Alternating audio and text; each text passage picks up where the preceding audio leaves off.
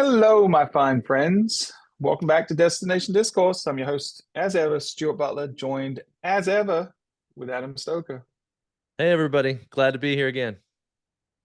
Well, Adam, it's just the two of us today again, but this is a topic that I think is certainly one I'm passionate about, but also one that I think we need to talk about more in the industry. And it's one that's inspired by I've been working on a presentation for a conference I'm going to next week in San Francisco. It's TravelAbility Summit, and I've been there last couple of years. And it's run by an amazing organization, TravelAbility, headed up by Jake Steinman, who I'm sure most people in the industry know. And they're doing so much good in the industry related to accessibility, and it really inspired me to want to talk about that subject on the show because I think there's a lot of really good things happening in our industry, but I also think there's a lot of opportunity. So does that sound like a fun little ride for everyone that's watching and listening? Sounds great to Yeah. me. I feel like I am working a little from behind here because I think my eyes have been opened to the importance of accessible travel over the last few years and so I'm playing catch up a little bit. It's going to be good for me Yeah. to have this conversation today as well.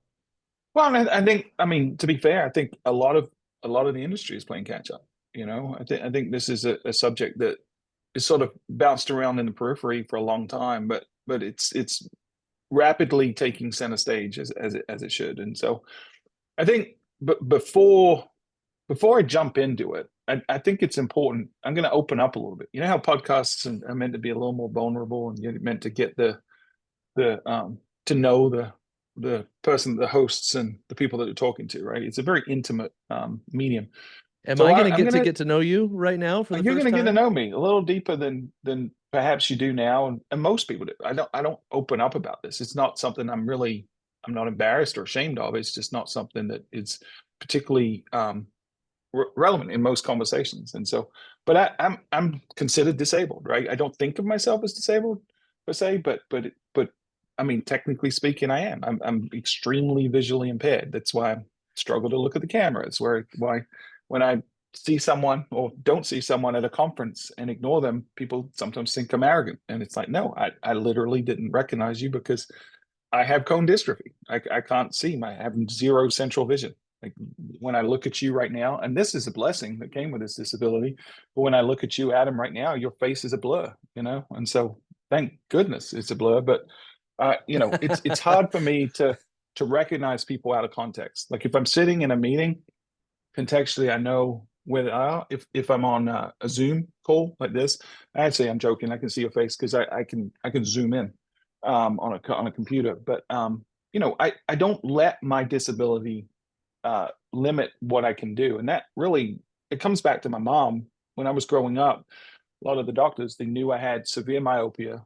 They weren't sure about the cone dystrophy stuff, but I couldn't see very well, and they told me things like, "Well, he's not going to be able to play soccer on the school soccer team." And my mom was like, "No, you're not going to put arbitrary limits on him." And so not only did she encourage me to go and play soccer, but I ended up being the goalkeeper for my primary school team and the captain. First, and to my knowledge, only ever captain goalkeeper of the primary school team. And so she always was the advocate for me.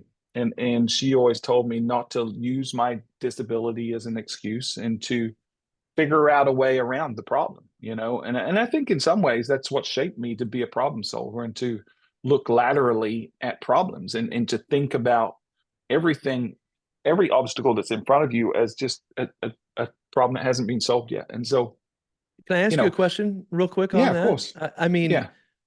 to go from being told you can't play soccer to Hmm. being the goalkeeper, it seems like being the goalkeeper is a role that requires visual ability. And so, I Acuity. mean, Yeah. yeah, tell me a little bit about how did you become a good goalkeeper when your primary strength wasn't your ability to see what's coming? Well, so I don't know if you've realized this about me or not, Adam, but I tend to be a little bit of a challenger and a little disagreeable. So if I don't know Not, if I you've ever haven't. No. if Mm-mm. you're familiar with the Enneagram personality test, like I am a hard eight as a challenger, right? I don't accept the status quo. I'm always going to See, zig I when thought people you were on the sag. attractiveness scale saying you're a hard eight, and I was like, I'm a hard whoa, eight. that's aggressive. like a hard 3, 4. But I think it was inevitable because when people said, "Oh, you can't play soccer," then it's like, well, what is the most challenging position for me to achieve? And it's like, oh, let's shoot for the moon. Let's go for goalkeeper. I was a decent goalkeeper. I mean, it wasn't world class. As I got older, I moved to outfield positions because it did become difficult for me as the level of competition increased and the speed at which the ball was coming to me increased. I definitely had to adjust, right? I could still play soccer, but I became a defender or a midfielder instead of a goalkeeper. And I'm not saying I was ever like playing at a high level, but it's just an illustration. To me, the only thing I physically can't do right now is drive. Like I'm legally not allowed to drive, and that's fine because when I think about why do we drive, right? There's a freedom to that, and I'll be honest, I had a really hard time when I had to give up my license because I could drive for a little while and then my acuity dropped. But um, I can get places, right? There's things called Uber and taxis and legs that I have the ability to use, and so I use, right? I walk a lot. I actually run a lot.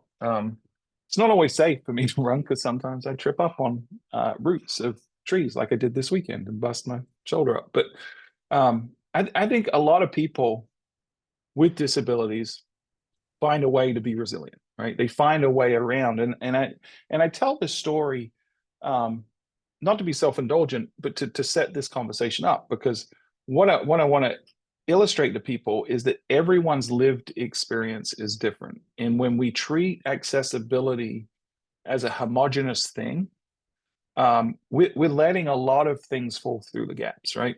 And even if people go the extra mile, so instead of just saying, I'm going to tackle accessibility, if I say, well, I'm going to tackle a specific dimension of accessibility, let's say mobility, right? People that are wheelchair users. Not all people that use a wheelchair have the same needs or desires, right? Or challenges. And so things like, and this is something that TravelAbility has really opened my eyes to, is things like the heights of the bed really matter. And some people need a lower bed. Some people need a higher bed. They actually came out with a campaign recently, which I thought was very funny, and it was called Inches Matter, which is kind of a fun thing to say, right? But it really does matter. Like the height of the bed matters. And so documenting that as a DMO is really important. So I say all that to sort of set up this conversation before I jump into the topic in a real meaningful way and talk about an observation I had. I want to do the greatest segment in all of hospitality marketing. Do you know what it is, Adam? I do.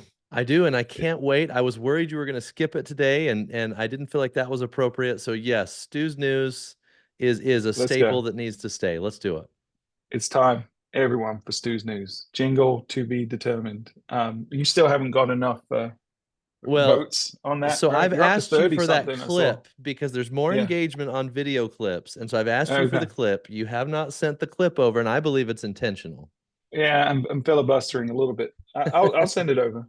Um, but we will eventually, I'm sure, have a jingle. It may not be that one, but we will. But let's talk about Stu's News. And this one was deliberately inserted in this topic. We're talking about accessibility today.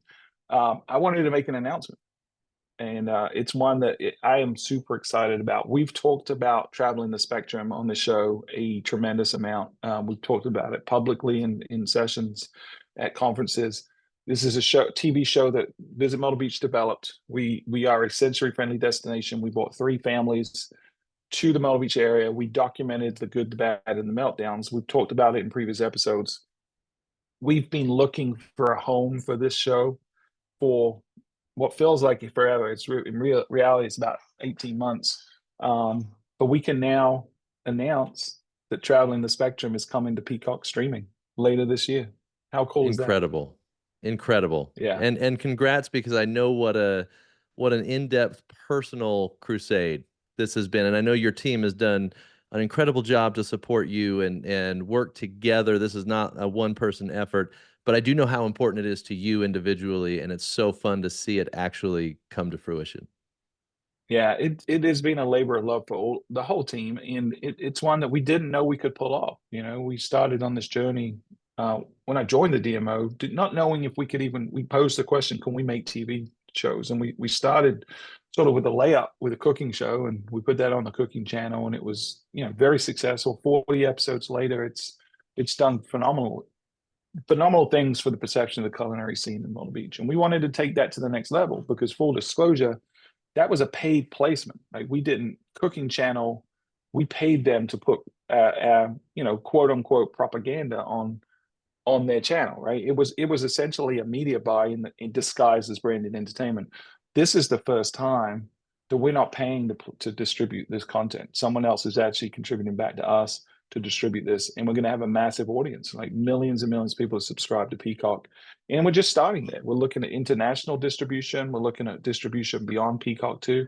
But we wanted to do it this way. We thought it deserved this kind of a platform because this story deserves to be heard. People have seen slivers of what autism is, right? What people with autism have to deal with, but it's one segment, and so we wanted to show a broader segment. We wanted to bring in the families and show the impact. We wanted to show the different types of people that are on the autism spectrum, and we wanted to normalize it. And that's something that really hasn't been done. We want to start with autism, but we want to move into other disabilities. But I am super psyched. Hopefully, by the time this episode drops, it will actually be on Peacock.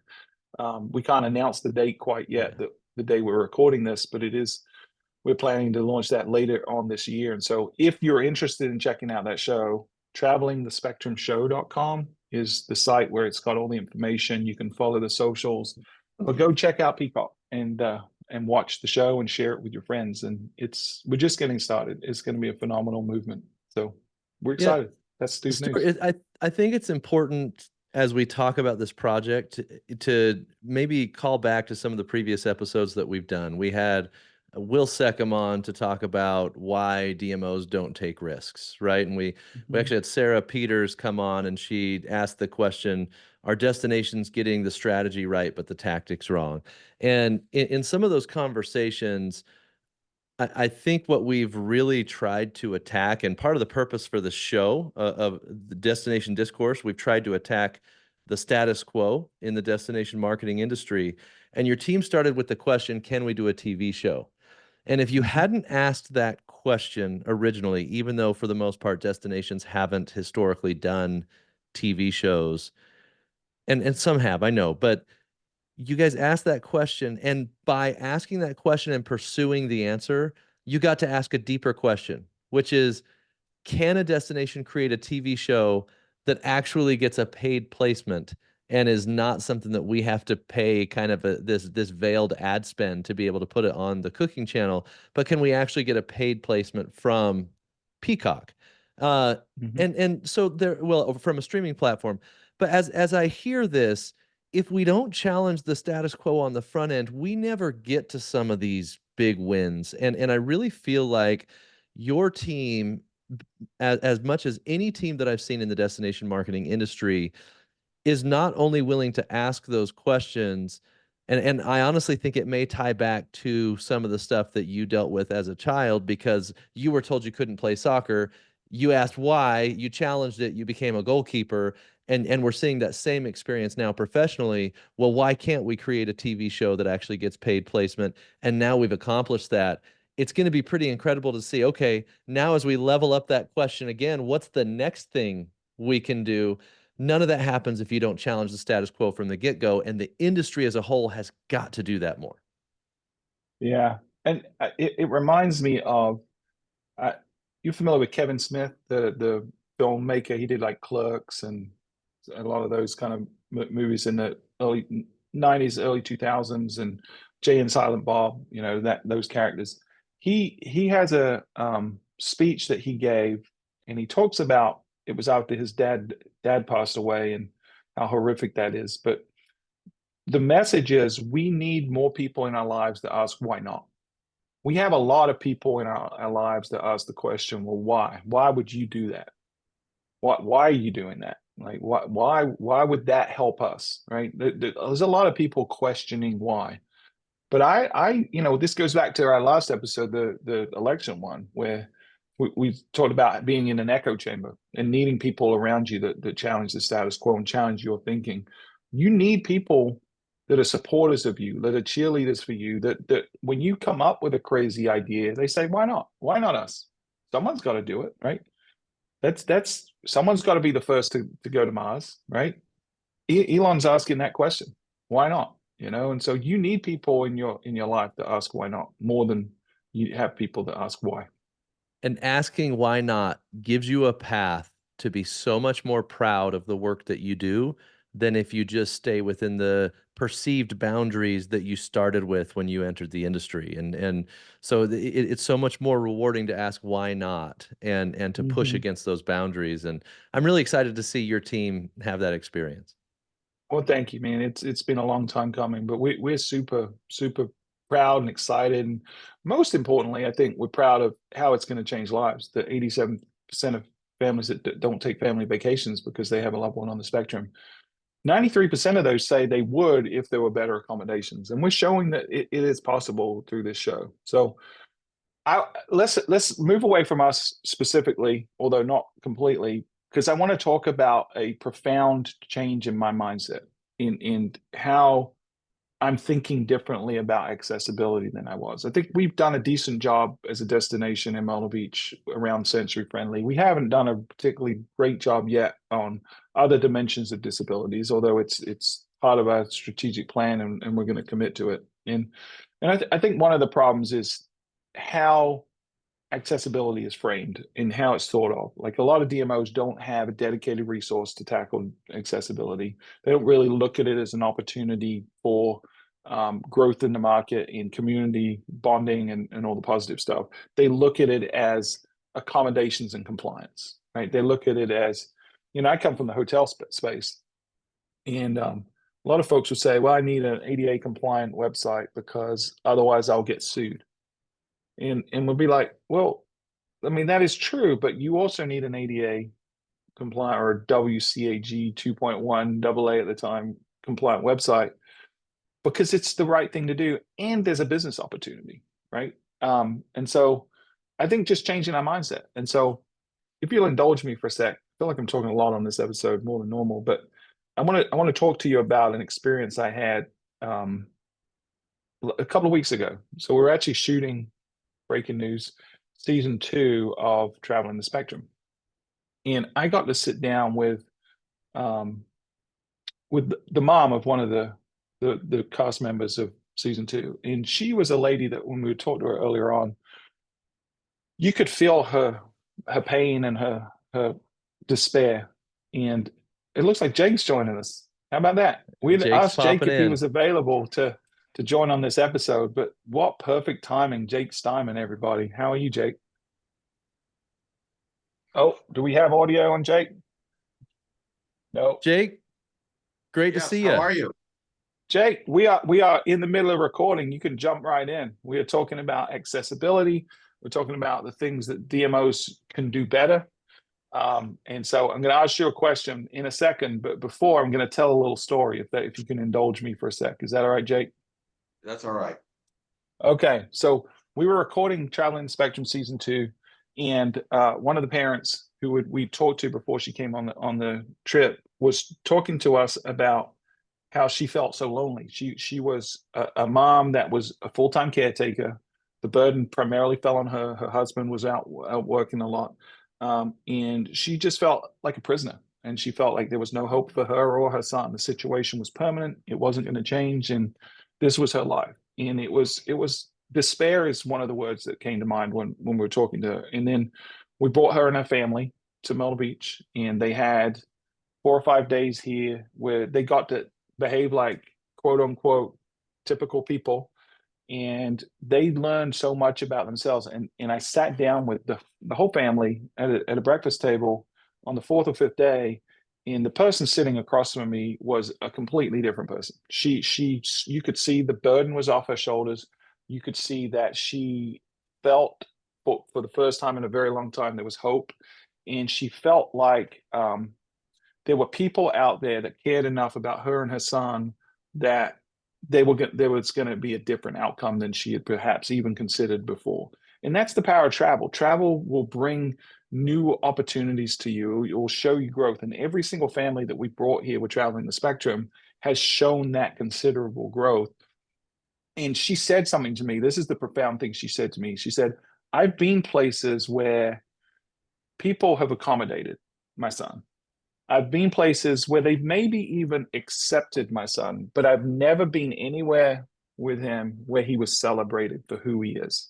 His differences weren't something that made him other. They were part of who he was. And we're all more different than we are similar, but we're also all more similar than we are different. And so if we can change our approach as an industry from one of accommodations to celebration of people, individuals, I think we're going to move a lot faster when it comes to accessibility. So I'm going to pause there and I'm going to let Jake tell the audience that's listening a little bit about who he is and why he is an authority on accessibility in the travel industry.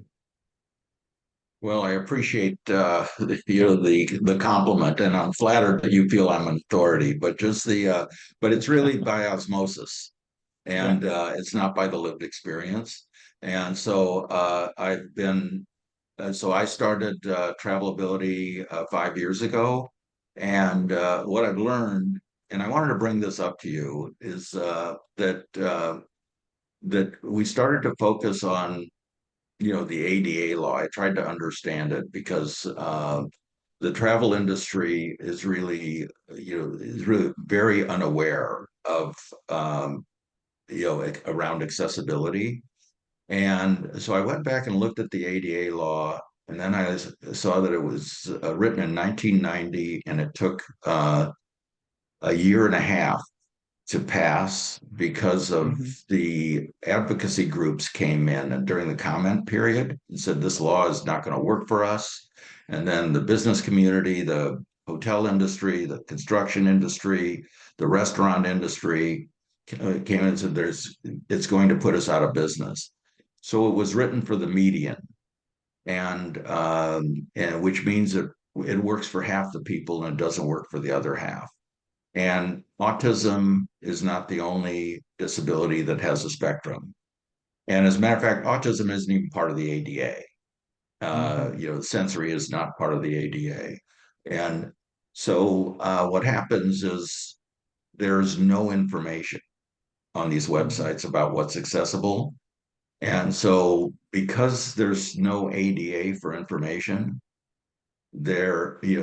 people with disabilities, they go to a hotel or they go to an attraction or they go to a beach or whatever it is, they don't know which half they're in until they get there, Yeah. and then it doesn't work for them.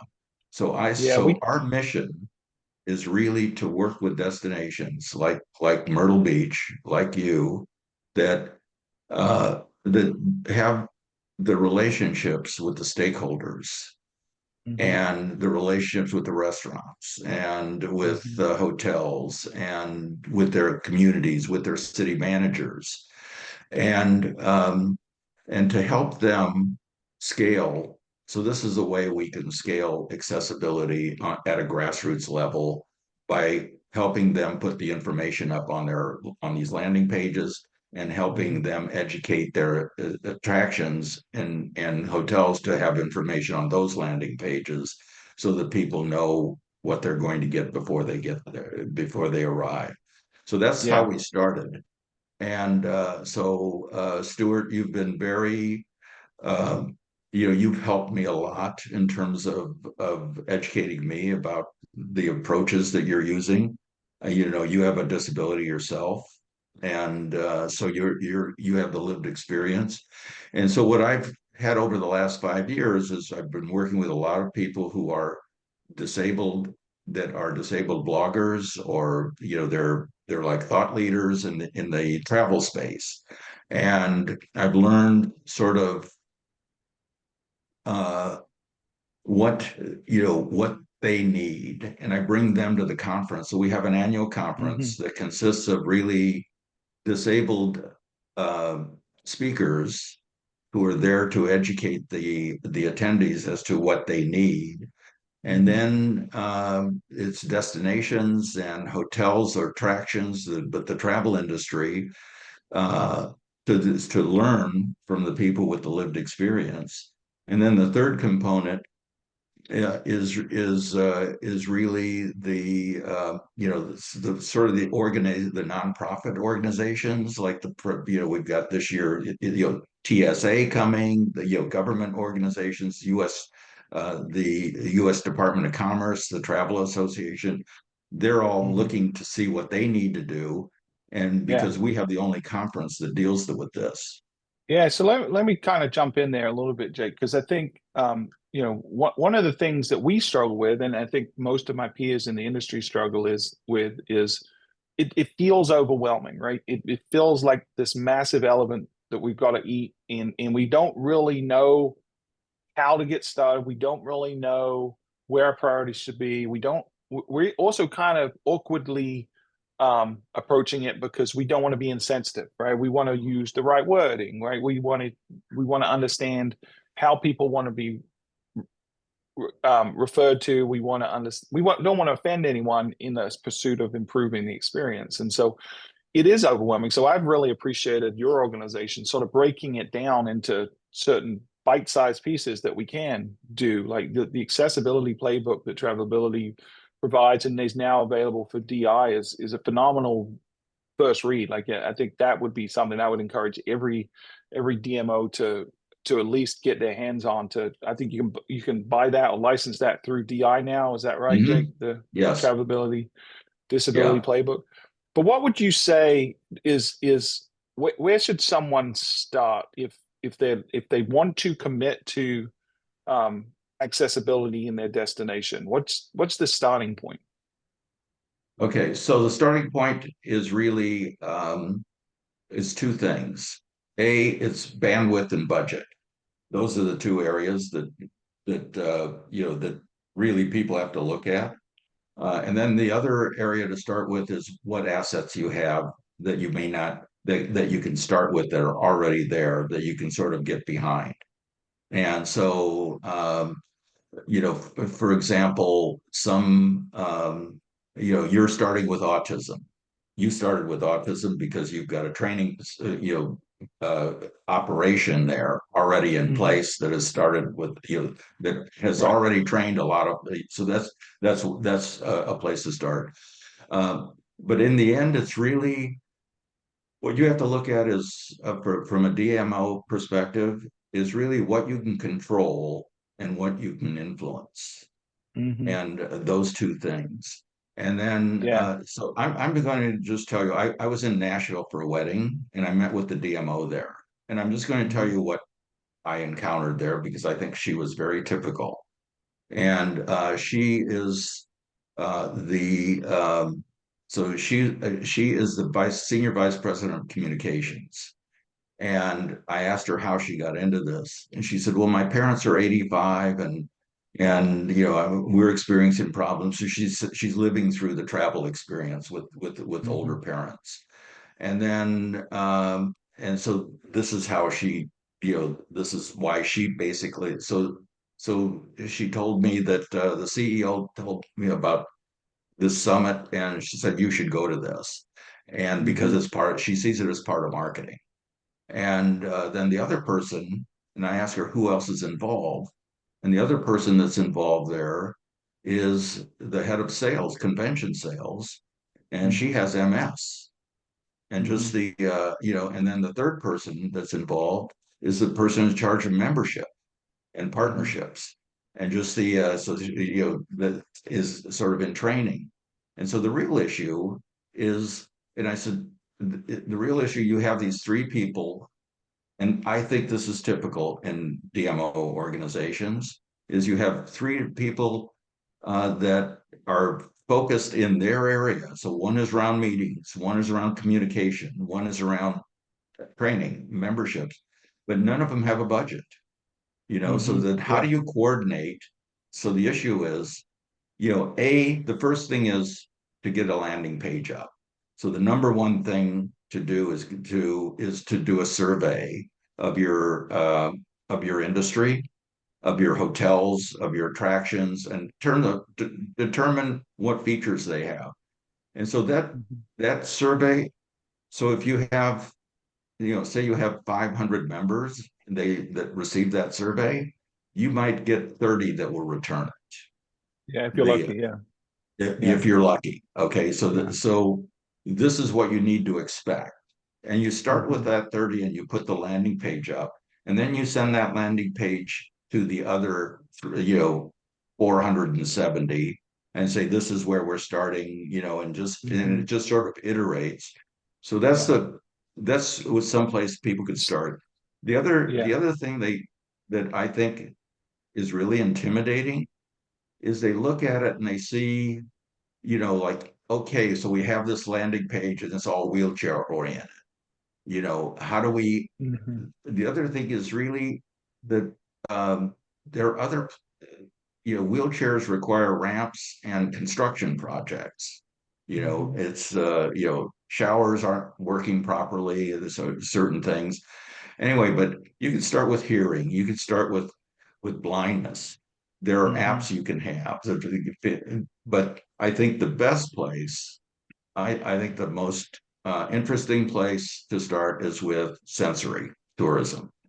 Yeah. And And that seems to be the trend, right? I think it's the a lot of folks have sort of seen folks like Mesa have done a good job, and obviously Myrtle Beach has been committed to it for a while, and it's beginning to become contagious, right? We're seeing more and more destinations tackle the sensory side of things because, from an infrastructure perspective, it's one of the easiest or the less difficult, I should say. It's not easy, but the less difficult to begin the journey. But I think it almost doesn't matter, right? I think you've got to decide that you're committed. You touched on two things that I think are really important. One is you've got to have resources. You've got to take this seriously. Like we all have a finite amount of time and budget.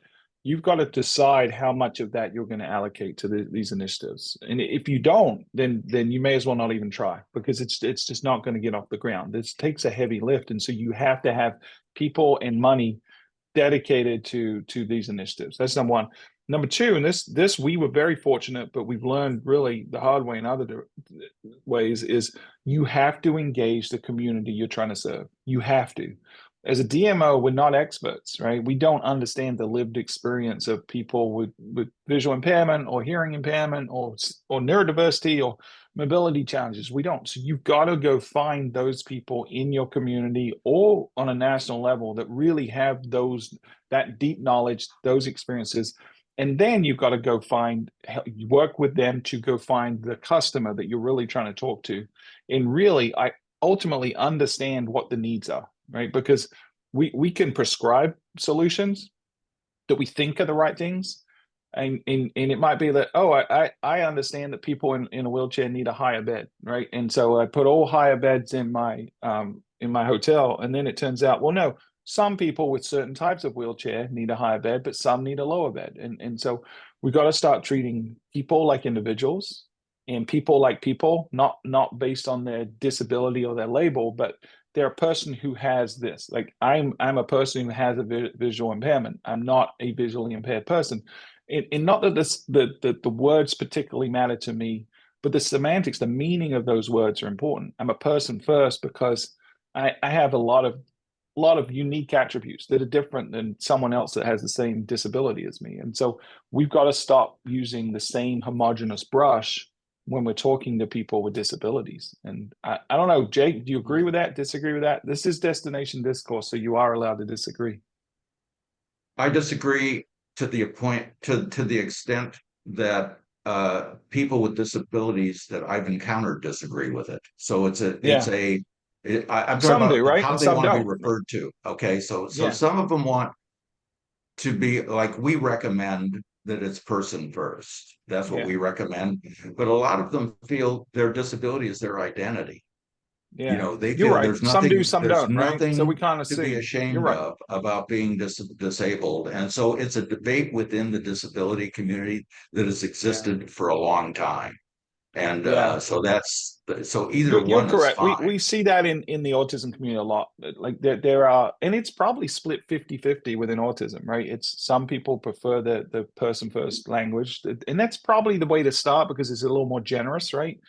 But then you're Yeah. right. Some people individually have a preference, and you should respect that, right? If someone wants to be called autistic and not a person with autism, you should absolutely try your best to be, you know, cordial and respect that. And but you sort of reiterate by disagreeing with me, you reiterated my point, right? Which is everyone is an individual and everyone's lived experience is different, and we can't make homogenous assumptions about anyone because of the disability they have, even if they choose to make that their identity, right? That doesn't mean that the next person that's a wheelchair user does the same. So we got to treat people I like think, people. yeah. So the thing is, it's like one size fits one. That's really Yeah. what it is, and that's Oh, what I'm makes so it totally so. stealing that. That's good. Just the so that is really why it's so intimidating to people, and that's why the information is so important. Because if you're talking about beds, let's just say bed height that you just brought up. Hmm. Having the high bed, having high beds, that works for some people in power wheelchairs need that, Right. and Yep. then people in so it's really like this is why I work with and recommend Wheel the World so much, because they're going in measuring those beds and they're measuring things and putting this information up on the DMOs can use that information on their website, and it provides the granular detailed information that people really need from hotels, and just the which are the main stumbling blocks. And so I think the other thing is, if I had to look at describing the four disabilities that we cover with one word, the so what I would like for mobility for wheelchair users, it's stairs and Hmm. steps. For hearing, it's communication. For blind, it's navigation. And for autism, it's acceptance. And for Hmm. everybody, it's independence. That's Hmm. all, what they're looking for is really independence. And that's what we all want. And so by Hmm. putting information, I'm basically an obsessed advocate for information providing, Yeah. for DMOs I, providing the information. And so the other thing they look at is really, and this is what I recommend, is they look at accessibility and just, they think, oh, can we tackle all this at once? And so really what they should do is, like for you, you started out with autism and then you branched out into mobility by survey, say hypothetically. And then the second year, and then the third year you focus on, hearing, and deafness, and you put in hearing, you put in hearing loops mhm. in different venues in the location. And the fourth year, uh, you focus on sensory tourism. And suddenly you're familiar with the tech stack, right? Just the Oh that yeah. we have to build a website. Suddenly Hmm. you have an accessibility stack. And Yeah. that's the best way, because it just breaks it down into, it's not too intimidating. And then you can work with Hmm. local disability organizations to concentrate on something for a year on that. And that's what people are doing. I think the thing, what I wanted to ask you is, because you're a DMO, and for Myrtle Beach, and you've worked Oh with yeah. We, DMOs. we we didn't we didn't sign up to let the guests ask questions. I totally understand. Go ahead. Well, Stuart, my philosophy is we learn from each other. And This is so true. just the one of the things that I looked at is really, if I'm running in a DMO, how would I budget for this? Yeah. Say each department has some, those three departments, Hmm. they each have their own budget. So Hmm. what I would look at is really, taking some percentage of Yeah. each of their budgets and putting it Hmm. into a pool that Yeah. benefits them all. And it, Yeah. and the pool, should it be, 10,000, something that they'd have to work with, Yeah. you I know. agree.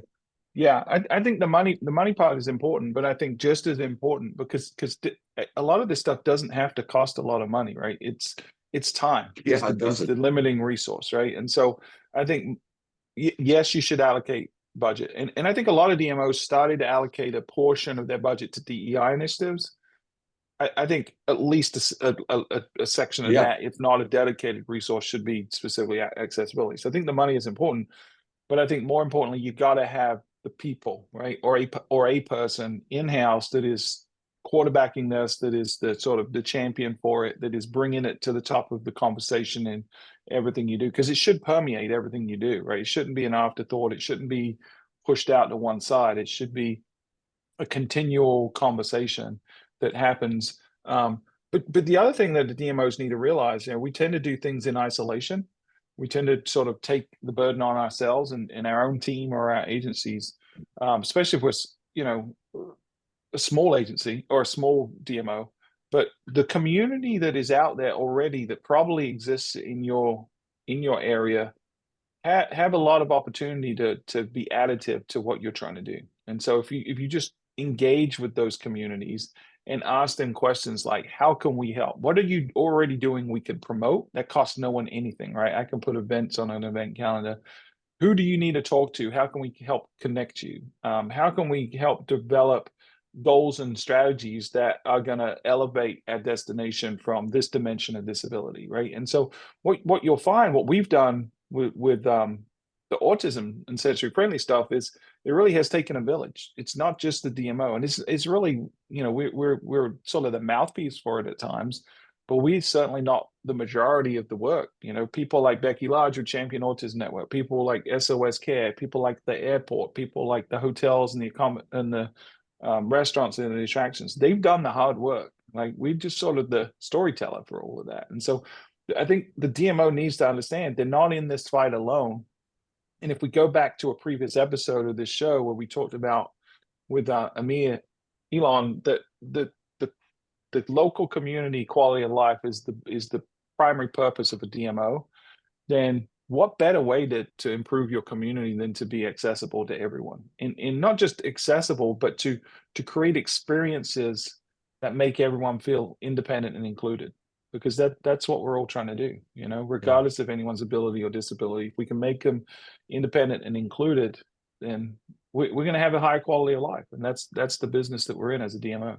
And I'm definitely not as in accessible travel as both of you have been. Jake, obviously you're very deep in it, but I will come in with an observation of what I've seen over the last several years. I've seen a real kind of increase in focus on inclusion, and yet I feel like accessibility has been somewhat deprioritized within that umbrella of inclusion. And I think it may be the most actionable part of inclusion that you can do is to make your destination more accessible and then communicate to people that might have different disabilities what you've done to make it more accessible. And so I would love to see the industry focus from an inclusion perspective on raising disabilities as a higher priority, accessibility as a higher priority as we're talking about inclusion. Yeah, so I couldn't agree more. yeah, so I Yeah. think that is happening. I think there's this DEI fatigue that has taken hold, and they're looking for, and as well, I mean, and this is, I think, one of the reasons that DI has sort of evolved into a social inclusion. Their EDI program has evolved into social inclusion, is because it's politicized in different destinations. And Yeah. just the the diversity side, which is around racial equity, that's politicized in certain destinations. Uh, LGBT is politicized in certain destinations. We see it happening all the time. But the thing that isn't politicized, the safe space, is accessibility. And this is something that's bipartisan where they can all come together. That's what we found. And Yeah. just and then when you brought up the resident community, that's the unintended positive consequences for accessibility, being accessible for visitors, is suddenly you're accessible for residents, and you can and your website with all that information uh, could include, one way to iterate it is you include information there about the city, what the city's done. They may have accessible trails that they're Yeah. out, their Parks and Recs department have created. You can include other things that, and suddenly, nobody goes to the city website to do anything other than pay a parking ticket. And so just so your website will be the sort of the hub of accessibility information for the resident community, as well as the as well as for the visitors. And then there's, statistically, if it's 15% of, well, uh, Amir, the Longwoods did a study last year for 2023, and one of the questions they asked was, in the past 12 months, have you has anyone in your travel party required accessibility services? And nationally, the number was 17%. Yeah. Okay, so so if there's 17%, that may be 17% of the local residents have that, or they have some relative that wants to visit them for the summer vacation or Christmas or Thanksgiving, and they can't put them up because they don't have the features and they need, and they need to put them up in the hotel. And suddenly they've got, here are the hotels they can put them up at from your website. So I see the DMOs, because of where they're positioned, with the sort of the relationships they've built with their community, with their stakeholders, and with their restaurants and with other things, they can be the hub of information for all of this and the resources that people need. And then you have basically value to the board members, the elected officials, city council members. They see that this is, you're helping everybody here, and that way and I'll tell you, one of the things that we're looking at for the playbook, I went to the DI Social Inclusion Summit, and I had somebody, I printed out the playbook and I had somebody look at it, and then I asked her, I said, what were your thoughts? And she said, we could really use this, but I would share this with our city, because they can really use this information that's in the playbook. And just because it has how to create trails, how to do, it's really has a lot of information that they can use. And then suddenly you have relationships with, you're benefiting all those departments that may not even know about some of these things. And so so I see the DMO, our goal is to make them the hub of accessibility information. And it's a good role for us to play, but I think you bring up a really relevant point, which is you can't do it on your own, because a lot of DMOs don't control the product, and the product is so important in the experience. And so you've got to involve your municipality and local attractions and other things like that. I mean, it's critical. And then the final thing I'll say, because we talked a lot about getting started, this is a marathon. It's not a sprint, right? You're never done. I think the one thing we've learned is, as much work as we've done for the last almost decade on sensory friendly travel, is we're just scratching the surface. And every interaction we have with every individual, we're learning something that we can do better tomorrow than we did today. And that, in a lot of ways, that's the heart of this show: is how do we do better than we did better tomorrow than we did today. And I think in accessibility and progress, driving progress in your destination around accessibility and the celebration of people with differences, I think we've all got to take that long-term mindset, because small accommodations, small modifications add up accumulatively over time. And when you've been doing things for 8 years or 9 years, like we have with autism, suddenly all of a sudden now we have a product, right? But the year 1, year 2, it was rough, right? We did some things and it was good, but it could have been better. And so every year you've got to continue. So this isn't a checklist, which is how some DMOs approach this. They'll get a couple of people certified and then they say, oh, we're accessible. No, this is an ongoing process where you have to continue progress every single day and continue to be better tomorrow than you were today. So we are running short on time. Adam, do you have any final thoughts before we sign off, and then I'll let Jake give us some final thoughts. No, I appreciate learning from both of you on this topic. It's something that I don't feel near as maybe well versed in as you two do. So it's been interesting to listen to you. But I will say I would encourage any destination that might be listening, prioritize this and get started. I mean, I believe that we're going to see more and more demand for accessible travel experiences, and we're either going to be ready when that demand increases or we're not. And my suggestion would be to be ready. Yeah. We have an So increasing number of people with disabilities, and that number is not going to go down. And you have to be accommodating. We have a phrase here that the beach is for everybody, and that means literally everybody, every ability, every belief. And so, if we're going to be the most welcoming destination, we have to be inclusive of everyone, especially people with I, disabilities who have the hardest time traveling. And I'll throw out the baby boomers are the largest generation just from a Yeah. volume perspective. They're Yeah. not getting younger and healthier. So No, no, there's going to be mobility isn't more and about, more. yeah, right. Mobility isn't just about people in wheelchairs, right? It's about people that have problems moving around. Steps are very challenging for folks that have a hard time walking around. So, Jake, I'm going to give you the final thought, any final advice, and then you can shamelessly plug how people can get involved with TravelAbility and find the destination playbook for accessibility playbook. so one of the things that I wanted to bring up is that accessibility is like a race without a finish line, but it happens to be a race with a lot of starting lines, and that we went into. And just see, so Yeah. that's one thing. What I'm seeing when you're talking about baby boomers is that so they are empty nester couples who have grandkids and that they Mhm. want to focus on. So they travel a lot to visit their grandkids. And this is what a very typical scenario. And then one of them has aged into a quote unquote condition that makes the other one the caregiver during the travel experience.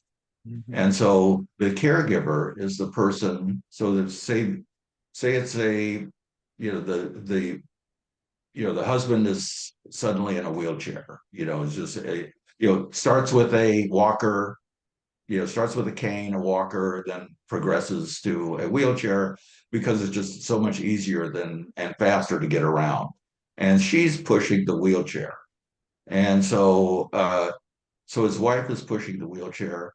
And this is a scenario that I wanted to add the insight is really the question is, how do we make her job easier, feel like less of more of a vacation and less like work when they're on Mhm. vacation? Because she's pushing that wheelchair and she's doing all that. So what we're focusing on, so we're going to do at the conference is we're going to have a whole panel on with caregivers, with the Mhm. people who are actually traveling, and they're the ones that are doing the booking, they're doing the research, they're doing the troubleshooting, when things Mhm. go awry.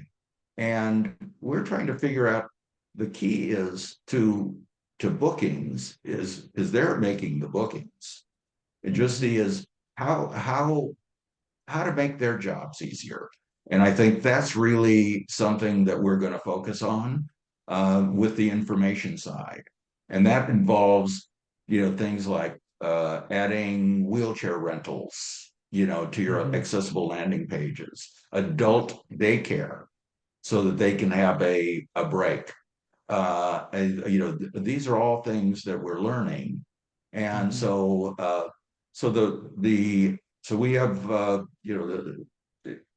people that are interested, they could just go to our website. All of our research sources are there. Our conference is completely sold out, so we don't, we have 216 people this year, Great. so Yeah. from 150 last year.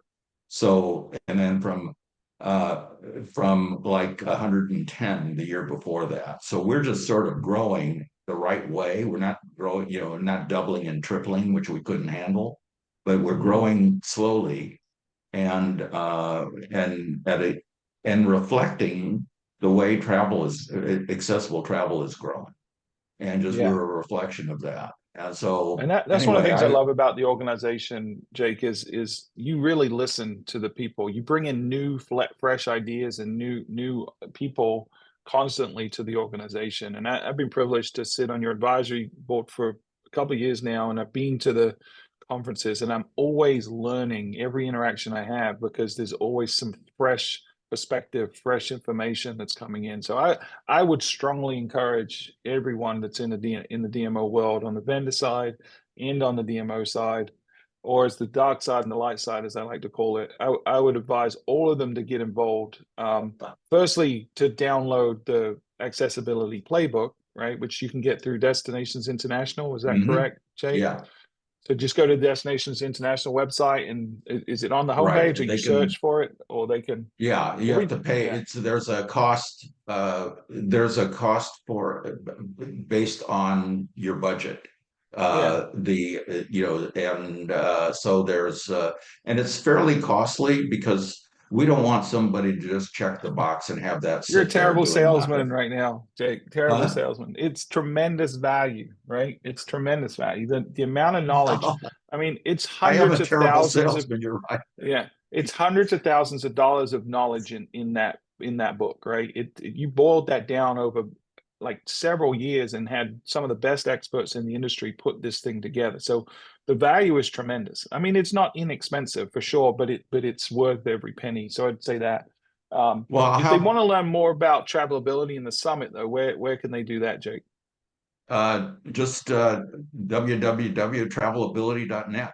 Okay. It's on the website. But I will say I had a friend of mine from McKinsey look at the book, and he told me that he said if we were to do this project, we'd have to charge almost $1 million. Oh yeah. Oh yeah. Over So it would, it's a bargain. It's value. it's I'm it's a gonna deal. coach you up on how to pitch it next time, Jake. Yeah, come Okay. on. We got to put that sales hat on, Jake. That's right. Yeah, and this so I'm not a great salesman. This Well, so well, thank anyway, you for being on the show I today, want to Jake. apologize. I had an emergency. Just that I want to apologize with my dog. So just Understood. We're okay. glad you So could just join us today. It's not anyway. a problem. So for those wondering why Jake jumped in halfway through, there you go. But we just appreciate you spending some time with us, educating the destination world.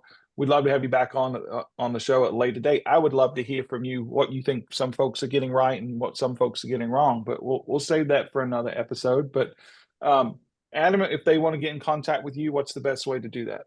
Adam at relicagency.com, or find me on LinkedIn, Adam Stoker. And Jake, you want to give out an email address, or just should they go to travelability.net? It's Jake at travelability.net. They can find me there. Okay. Great. And you can find me at stuart.butler@visitmyrtlebeach.com, or you can look me up on LinkedIn. I've been pretty active posting there recently, so go check that out. And then please, this is both a video and an audio podcast now. So please, whichever platform you're consuming this show on, please subscribe, leave a review, give us feedback. And if you want to be a future guest on this show, like Jake was today, we'd love to have you. If you want to bring an idea, just reach out to us, and we'd love to have you. But until next time, this has been Destination Discourse. Okay. Thanks, everybody. Thanks.